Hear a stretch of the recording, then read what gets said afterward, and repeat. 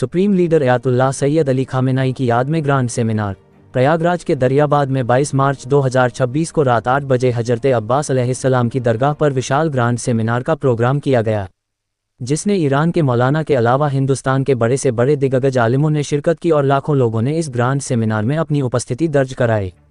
ये सेमिनार देर रात तक चलता रहा। लब्बैक या हुसैन व लब्बैक या खामेनाई के नारों से फिजा गूंज उठी। प्रयागराज से वरिष्ठ पत्रकार मासूम हैदर की रिपोर्ट। के साथ ही साथ मैं मानने को मशहूर हूँ मोहतरम एडवोकेट फरमान नकवी साहब का कि लोग की बड़ी मेहनतें और काविशें जो यहाँ पर तशरीफ ला रहे हैं सलवासुल का सफर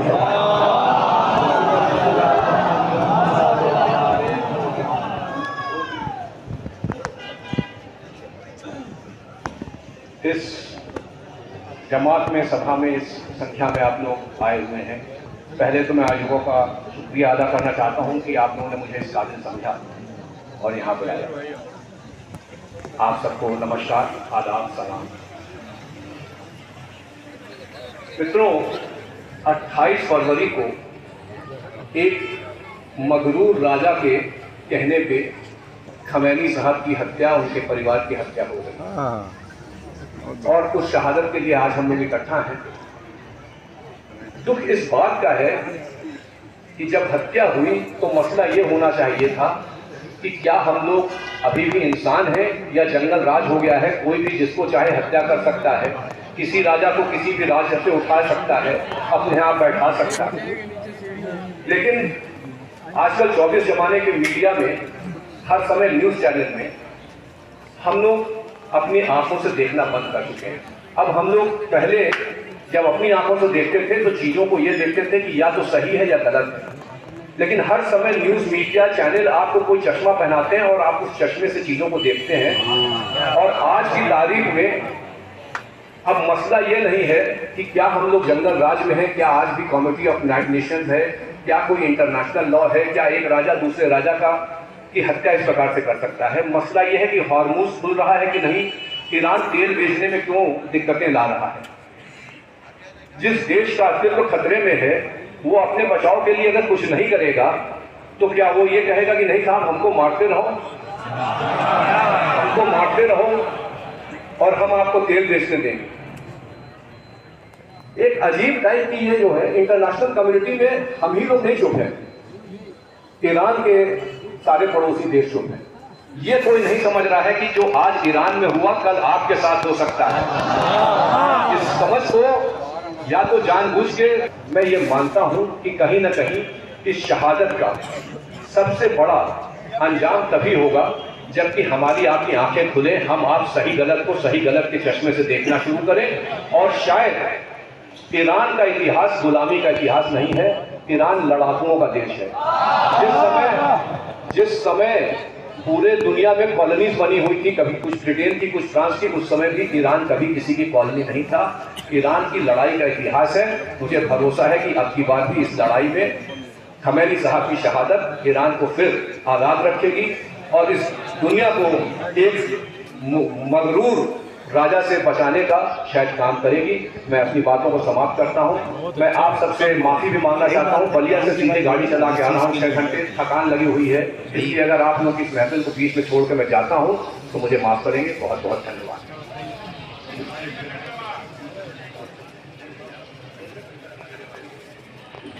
मैं बहुत शुक्रिया अदा करता हूँ एडवोकेट शर्मा साहब का और उनकी मोहब्बत है कि वो यहाँ पर तशरीफ लाए और अपनी बात रखी, क्योंकि हम यहाँ पर बात ही रखने के लिए आए हैं, क्योंकि एहतजाज मुसलसल हो रहा है।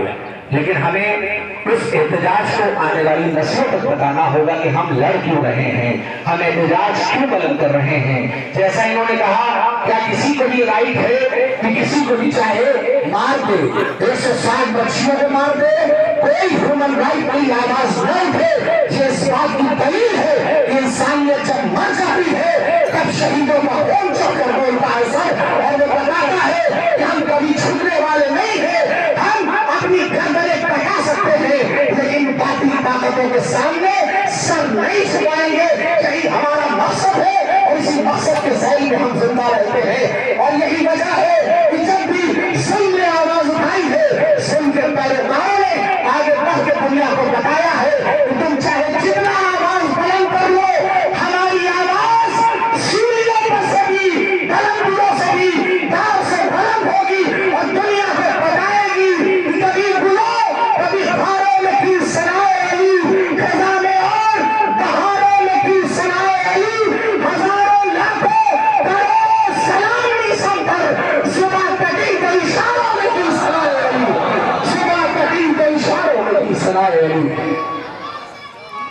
आइए मैं गुजारिश कर रहा हूँ मोहतरम शायर अनवर अब्बास साहब क़िबला से बुलंद तरीन नारे सल्लल्लाहु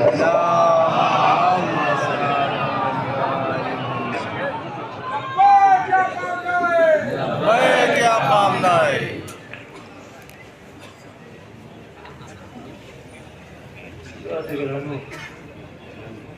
नगर मुअज़्ज़म के ताल्लुक से 5-6 तहरीकन भूल लीजिए कि हमारे बहुत सारे मेहमान हैं, शायद आपकी जज्बों की तस्दीक कर सके। मुलाज़ा करेंगे कि ज़र्फ़ को खुददारी को ठुकरा के गुजर जाएंगे क्या, कि ज़र्फ़ को खुददारी को ठुकरा के गुजर जाएंगे क्या। अरे आ गए हैं सरे जंगाह तो घर जाएंगे क्या।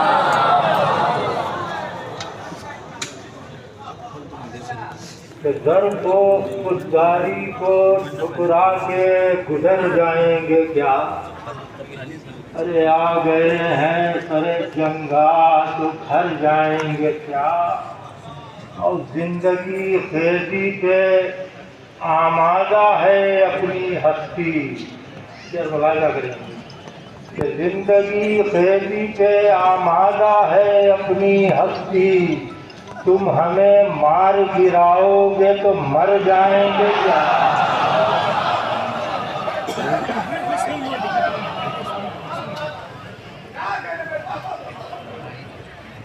जिंदगी खेजी पे आमादा है अपनी हस्ती। तुम हमें मार गिराओगे तो मर जाएंगे क्या। तुम हमें मार गिराओगे तो मर जाएंगे क्या। और राहगर मौज हैं अबवाब कुशा आंधी हैं। राहगर मौज हैं अबवाब कुशा आंधी हैं। अरे रोकने वालों के रोके से ठहर जाएंगे। रोकने वालों के रोके से ठहर जाएंगे क्या। शेर मुलाहिजा करेंगे कि जुल्म पाले है अगर वहम तो पाले रहे वहम। जुल्म पाले है अगर वहम तो पाले रहे वहम। अरे जुल्म से कोई डराएगा तो डर जाएंगे। कि जुल्म से कोई डराएगा तो डर जाएंगे क्या।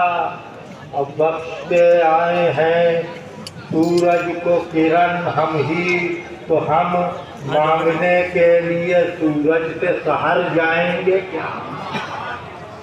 मांगने के लिए सूरज से सहर जाएंगे क्या। आखिरी 2 शेर तवज्जो सुनने। गर्चे पत्थर कई हर समत से घेरे हुए हैं। गर्जे पत्थर कई हर समत से घेरे हुए हैं। गर्जे आईना है पर टूट बिखर जाएंगे क्या। गर्जे आईना है पर टूट बिखर जाएंगे क्या।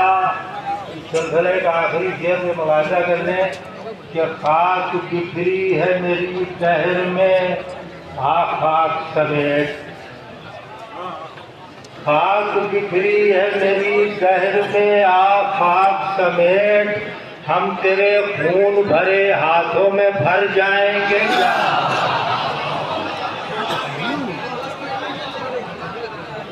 कि खाक बिखरी है मेरी शहर में खाक समेत। हम तेरे खून भरे हाथों में भर जाएंगे।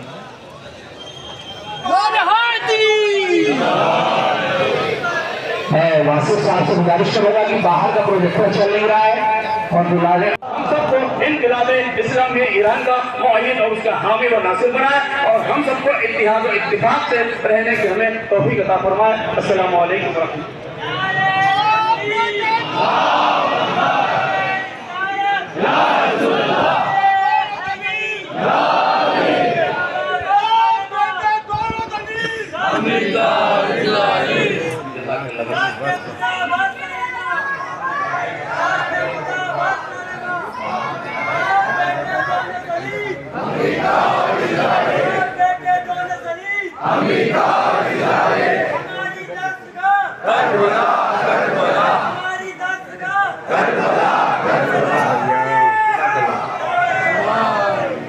मैं आपके भी एहसासात की कदर करता हूँ सभी के, लेकिन वक्त मेरे पास नहीं है।